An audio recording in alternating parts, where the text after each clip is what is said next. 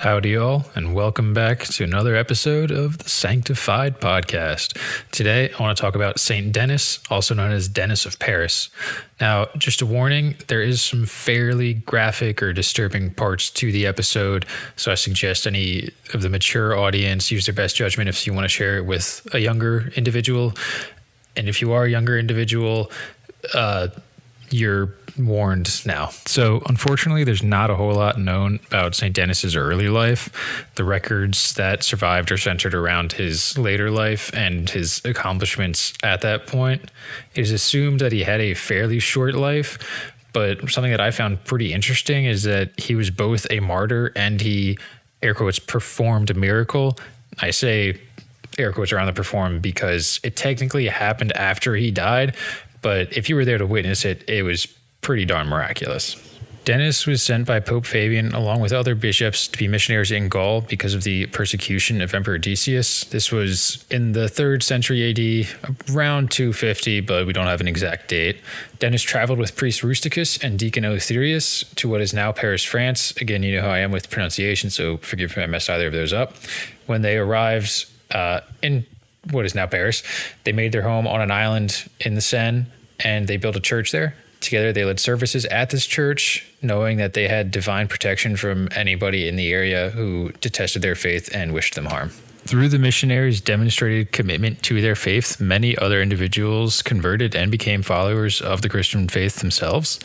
The local priests were not happy at this at all, and they likely didn't expect Denis, Rusticus, and Eleutherius to have any success in their mission.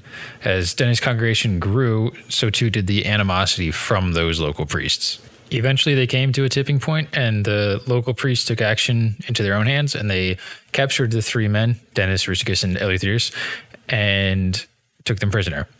This did not deter those men from practicing their faith, though. Despite being tortured, they remained steadfast in their beliefs, and there's accounts from the era describing the men being imprisoned, being scourged, which is being whipped, and the whip may have multiple lines on it, racked, which is that table thing that people get strapped to and stretched. You've probably seen pictures of it or seen it in movies or something. Thrown to the beasts, burnt, and ultimately beheaded. Now, this is where history argues about the miracle that people were said to have witnessed after Denis' beheading. It is accepted that the 3 beheaded martyrs were given a proper burial through the efforts of Catulla, a pious matron from their congregation. However, some historical accounts report witnessing the impossible.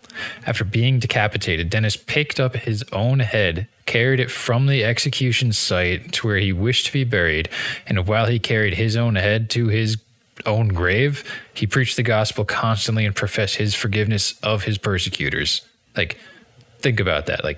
You were literally just killed by these people, and you're preaching of your faith and forgiving those very people that just killed you. That's pretty heavy stuff. Whether you believe the story of St. Denis, of him carrying his head to his grave, or if you think he was just killed and buried and that was it, he still has a pretty great story because he did what he felt was right and he was willing to die for that very cause. And I mean, they do say actions speak louder than words, so I'd argue he spoke pretty loudly. And something that could kind of serve towards the purported miracle is that many members of the royal family of France believed in his story enough to wish to be buried at the very same graveyard as him. And in fact, there's a beautiful church there now called the Basilica of Saint Denis, named after him, obviously. And it's earned the reputation as the royal necropolis of France because of all of the royal and important individuals that wish to be buried there.